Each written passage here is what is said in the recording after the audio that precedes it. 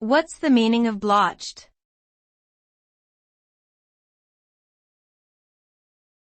Blotched.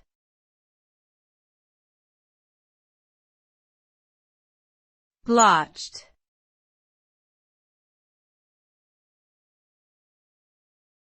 Blotched.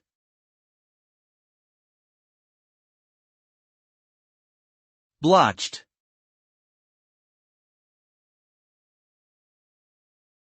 The word blotched can be used to describe something that has irregular spots or marks on its surface. This can refer to physical objects, such as animals with uneven coloring patterns or plants with spotted leaves, or metaphorical constructions, such as an argument with logical inconsistencies or a story with plot holes. The term blotched can also carry connotations of imperfection or disfigurement, suggesting that the spots are undesirable or unsightly in some way.